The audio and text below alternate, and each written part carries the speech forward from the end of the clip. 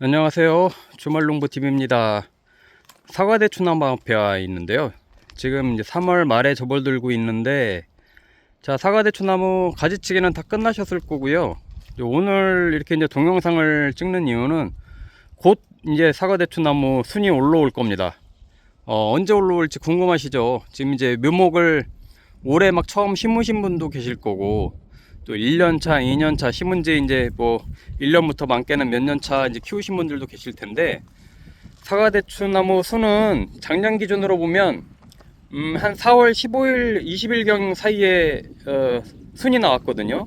자, 여기 충남 예산 중부지방입니다. 중부지방이고, 오늘 날씨가 22도, 영상 22도입니다. 3월달인데 불과 얼마 전까지만 해도 영하 온도까지 떨어졌었죠. 눈도 오고. 근데 갑자기 이제 기온이 올라갔고 4월부터는 엄청나게 이제 더워질 거라고 합니다. 그러면 이제 그만큼 이제 나무들도 이제 활동을 하기 이제 시작할 텐데, 이제 뿌리가 이제 살아서 지금부터 이제 서서히 이제 물을 이제 흡수하기 시작할 거예요. 이제 뿌리가 이제 잠에서 깨서 동면에서 이제 깨어나서 이제 싹을 이제 틔우게 이제 될 텐데, 제가 볼 때 올해 같은 경우는 예상으로 한 4월 15일 정도 되면 첫 순이 나올 걸로 예상이 듭니다.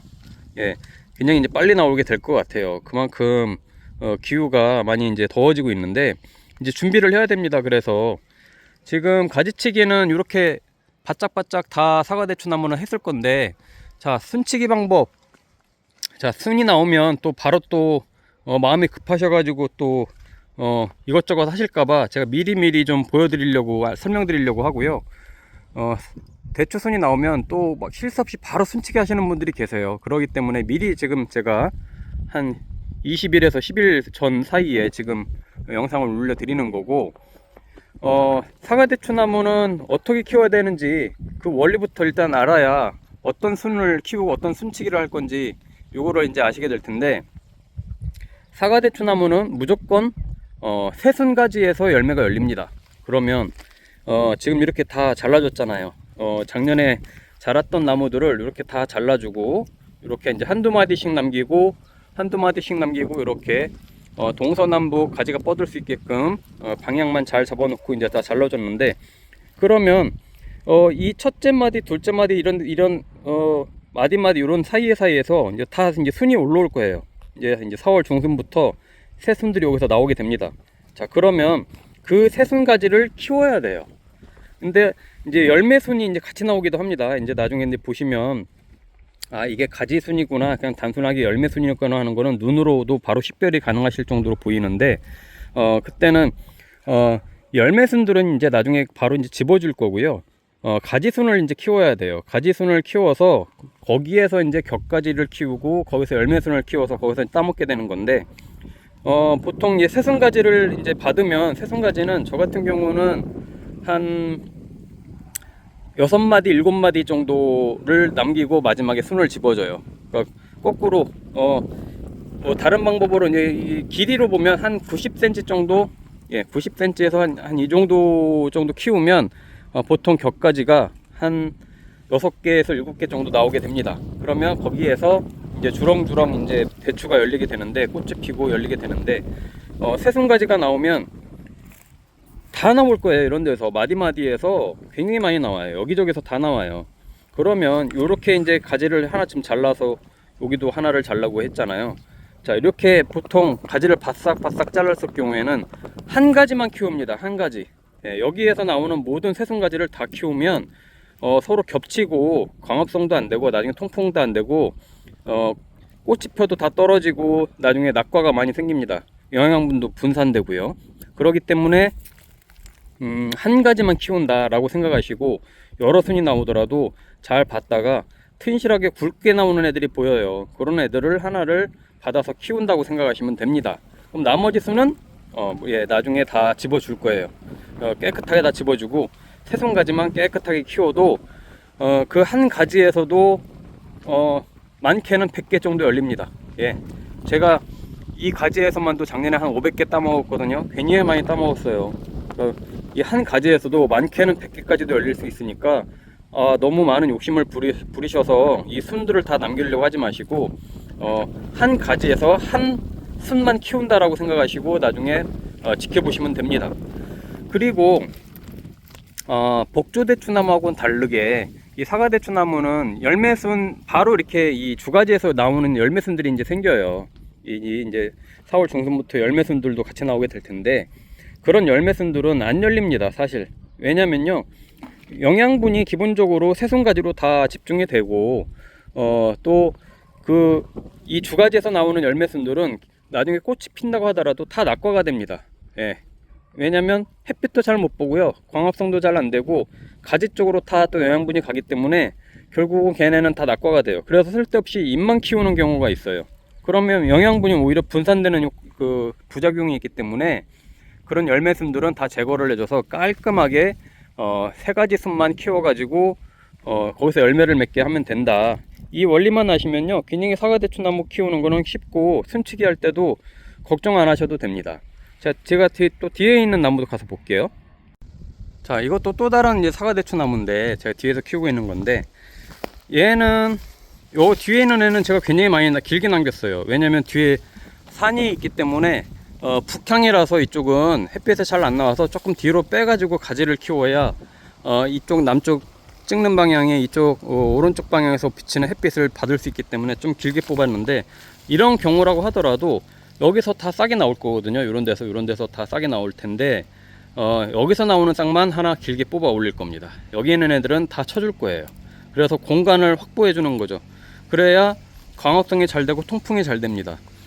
이 꽃이 이 싹이 나오고 나면 이제 꽃이 피게 되는데, 보통 사과대추나무는 이 장마철에 많이 이제 꽃이 피고 수정이 많이 돼요. 그래서 이제 6월달부터 이제 오히려 이제 많이 이제 꽃이 피고 그러는데, 5월달부터 6월.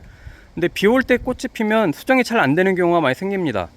사과대추나무는 수정이 보통 한 3번에 걸쳐서 생겨요. 그래서 마지막 거의 장마 시기까지도 꽃이 피는데, 마지막 보통 2차, 3차 개화 때 수정이 되는 애들이 오히려 잘 열리고 낙과도 안 되고 끝까지 매달려 있는 것을 확인할 수 있습니다.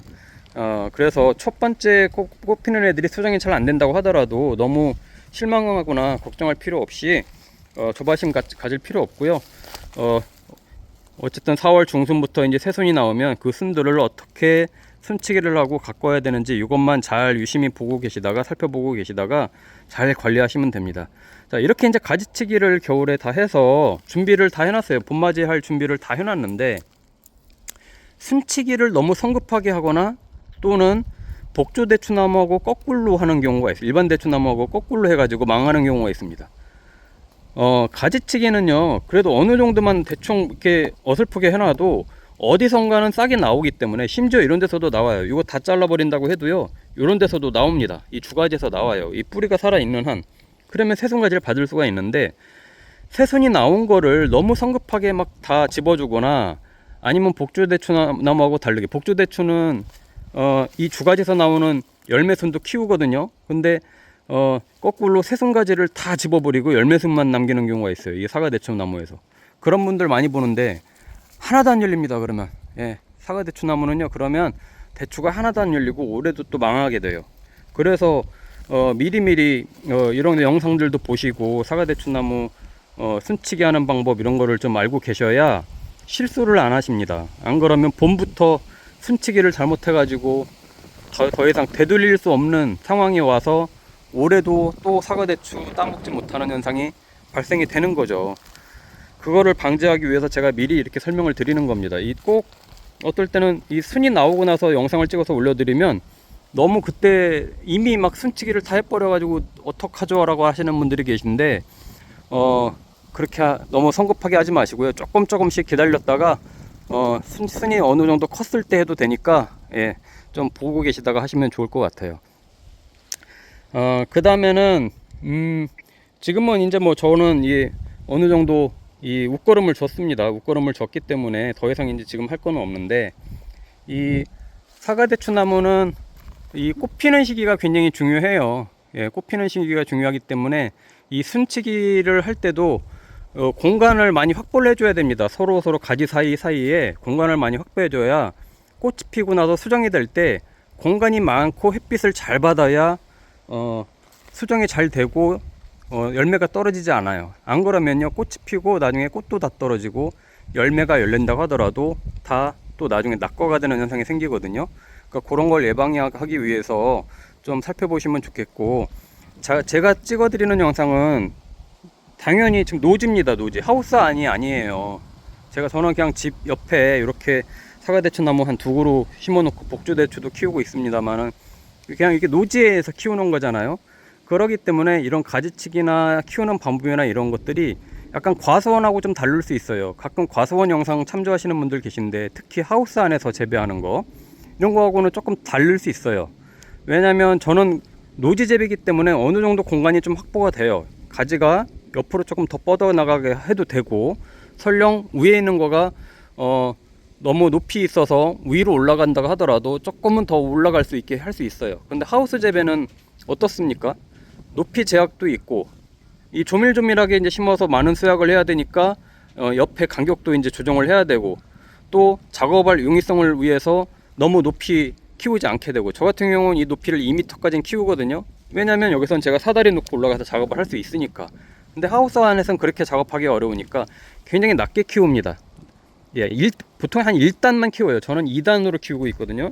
요 한 1m 선에서 1단, 위에서 2단, 그래서 이제 중간에 이제 공간을 주고 이렇게 이제 키우는데, 그래서 하우스 재배하는 거하고 조금 비교를 하신다고 하더라도 좀 참조를 하셔서, 아, 노지 재배는 조금 여유 있게 해도 되겠구나, 예, 이런 부분들을 참조하셔도 좋습니다. 예, 너무 하우스 안에서 재배하는 이런 과수원식의 가지치기 또는 순치기 이런 거를 참조하시기보다는, 노지에서 키우시는 분들은 그거에 맞게끔 좀 여유 있게 하셔도 상관없으니까 그런 영상들을 참조하셔도 좋고요. 저도 앞으로 곧 이제 싹이 나오면 저도 바빠질 것 같아요. 또 영상도 계속 찍어 올려드릴 거고, 어떤 순을 집어주고 어떤 순을 키울 거고, 어떤 열매 순을 따줘야 되고, 또 일반 복조대추나무죠, 말려서 먹는 일반 대추나무하고는 어떤 차이가 있길래 왜 잘못하면 안 된다고 하는지, 그런 차이점들을 차근차근 설명드릴 테니까, 예, 앞으로 4월부터는 또 영상 많이 주말농부TV 구독과 좋아요 알람 설정 해 놓으시고, 영상 올라갈 때마다 보시고 같이 소통하시면 좋을 것 같습니다.